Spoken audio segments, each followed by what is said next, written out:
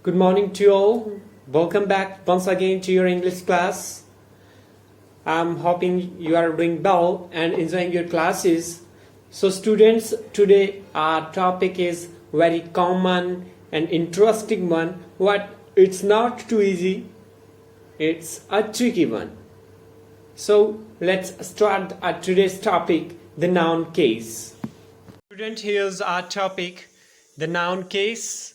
And now, before we move on, let's discuss there are how many parts or how many kinds of these noun cases are.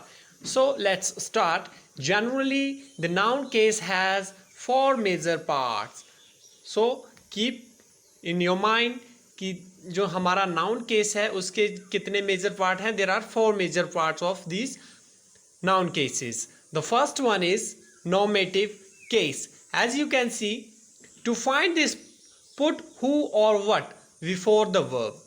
If you have to find out in a sentence whether it is a normative sentence or not, then you have to keep two things in mind. You have to put these two words, who and but, who or what, before a verb. एक verb से पहले आपने जो दो words use करने हैं, who and what, उसको fill करना है before a verb. So here is an example of this normative verb. John threw a stone. John threw a stone. Now put this who. Who threw the stone? Who threw a stone? This is John. Who threw the stone? John threw a stone. Threw is a verb. And then we have second sentence. The horse kicked the boy. Then what kicked the boy? The horse kicked the boy. Or who kicked the boy? The horse kicked the boy. So this is called a normative sentence. Then keep another thing in your mind that the normative case generally comes before the verb. कि जो normative case में जो हमारा noun होगा वो कहाँ पर आएगा? Before the verb, वो verb से पहले आएगा. And then the second one is accusative or objective case. This is our second part of noun case, accusative or objective case. A noun which comes after a preposition is said to be accusative or objective case. So इसका मतलब क्या है कि एक कोई भी ऐसा noun जो preposition के बाद आए, which comes after a preposition, जो किसके बाद आएगा? preposition के बाद आएगा, is said to be, उसको हम क्या बोलेंगे? accusative और objective case. Students, आपने accusative और objective case में confuse नहीं होना है. accusative is another name of objective case. So for example, you can see here, the book is on the table. On is preposition. This is a preposition. The book is on the table. So here the table is a accusative or objective case. It represents accusative or objective case. And the accusative or objective case generally comes after a verb. ये कहाँ पर आएगा? After a verb. एक verb के बाद आता है. और in case of normative noun, normative case में क्या होता है? वो verb से पहले आता है. Now I hope these two parts are clear so far. So now let's move toward our third part, that is possessive और genitive case.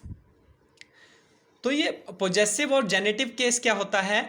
The form of the noun that is used to show ownership and possession.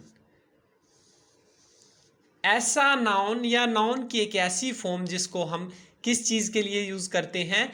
किसी की ownership दिखाने के लिए, मालिकाना हक दिखाना है किसी का, या किसी की पोजेशन दिखानी है, उसके लिए हम यूज़ करते हैं. उसको बोलते हैं पोजेसिव और genitive case. Suppose this is a pen. This is a pen and I say this is Rohit pen. Rohit pen, ये किसका पेन है? Rohit pen. Although there are many pens, what this pen belongs to Rohit, so we write it like this: Rohit's pen, ROHIT apostrophe S, Rohit's pen. यहाँ पर ये क्या दिखा रहा है कि ये पेन तो है लेकिन किसका है? रोहित का है. So this is showing ownership or possession of Rohit over this pen. So this is called possessive or genitive case. Here are some examples. Rama's umbrella. This is an umbrella. Whose umbrella it is? It's Rama's. This umbrella belongs to Rama. And then we have second sentence, Sita's cow.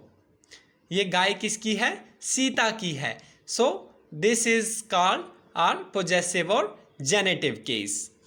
Now the possessive case is not always denote. The possessive case is not always denote possession और ownership. तो आपने हमें यही चीज याद नहीं रखनी है कि जो हमारा पोजेसिव और जेनेटिव केस होगा वो हमेशा ऑनरशिप या पोजेशन को ही इंडिकेट करेगा, पोजेशन को ही वो दिखाएगा. Rather it also use to donate authorship, origin and और काइंड एक्सेट्रा. और इसका क्या होगा, जो हमारे ये पोजेसिव और जेनेटिव केस में क्या होता है, हम ऑनरशिप या पोजेशन के लिए इसको यूज़ नहीं करते हैं. इसको हम कहाँ यूज़ करते हैं? अगर किसी की ऑथरशिप दिखानी हो कि किसी बुक का ऑथर कौन है, किसी प्ले का ऑथर कौन है. Like this is Shakespeare's play mother's love and then weeks holiday. So origin और काइंड, इन सभी चीज़ों को दिखाने के लिए authorship, origin, kind and possession and ownership, इन सभी चीज़ों को जो नाउन दिखाएगा उसको हम बोलते हैं पोजेसिव और genitive case. So hope this is also clear to you. Now come to here note. Keep these things in also in your mind that when a noun is singular, जब एक noun जो है हमारा singular noun है, then the possessive case is formed by adding apostrophe S. You can see here apostrophe, this sign, ये वाला sign जो है किसी वर्ड के ऊपर जो लगता है इसको हम बोलते हैं एपिस्ट्रोफी.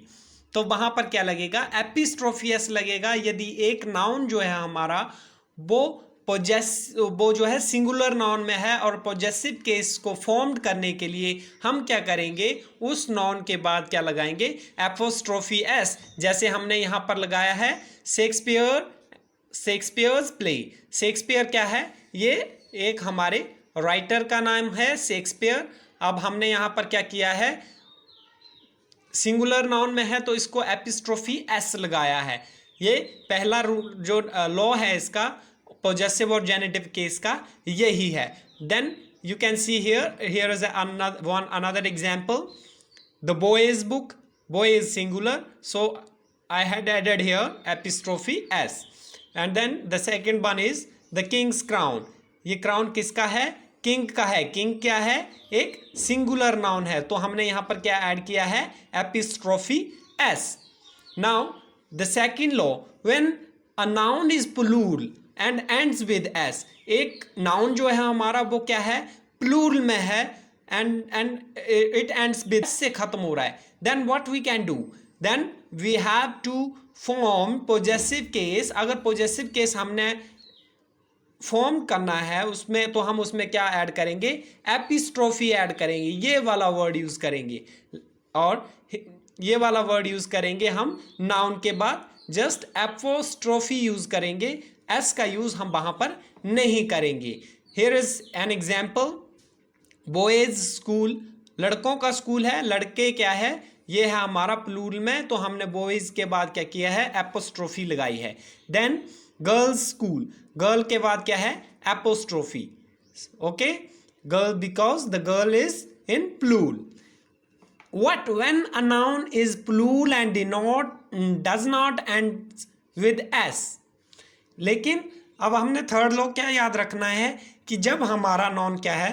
प्लूरल नाउन में है और वो सॉरी, जब हमारा नाउन जो है वो प्लूरल में है और वो एस से ख़त्म नहीं हो रहा है, then we formed it by using, तो हम क्या करेंगे, एपिस्ट्रोफी एस का ही यूज करेंगे, like this, men's, women's. Hope this is also clear to you. Now we will move toward our fourth and last part of this this noun case, that is apposition case. Apposition case means placing near. ऐसे words जो क्या करते हैं, जो place करते हैं, बहुत closely होते हैं हमारे नाउन के, उसको हम क्या बोलते हैं, apposition case. apposition मीन होता है placing near, near by जो वर्ड्स होंगे. So when a noun is follows by another, जब एक नाउन जो है वो फॉलोड होता है, एक नाउन को फॉलो किया जाता है एक दूसरे नाउन के द्वारा, टू डिस्क्राइब इट, उसको डिस्क्राइब करने के लिए, the noun which follows it, तो जो नाउन उसको फॉलो कर रहा है, एक नाउन जो है वो दूसरा ये जो नाउन है, ये जो नाउन है इसको फॉलो कर रहा है, तो इसको हम क्या बोलेंगे, ये हमारा हो जाएगा apposition case. So here is we have an example. Yes, yesterday I met your uncle. Yesterday I met your uncle. Here uncle is noun.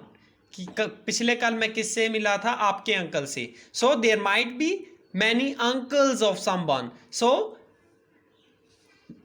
The doctor, yesterday I met your uncle the doctor, तो ये जो doctor है ये हमारा second noun है, and this noun is following our first noun. ये जो हमारा सेकंड नाउन है ये हमारे फर्स्ट नाउन को फॉलो कर रहा है, दैट इज डॉक्टर. कि पिछले कल मैं तुम्हारे अंकल से मिला था जो क्या है, एक डॉक्टर हैं. So here this the doctor is our apposition case, this noun replacing uncle. And then we have another example. Have you seen Kabir the artist? क्या तुमने कबीर को देखा है? अब कबीर तो बहुत सारे हो सकते हैं, लेकिन अभी किसकी बात हो रही है, स्पेसिफिक कबीर की, जो क्या है, artist. So here the artist is apposition case.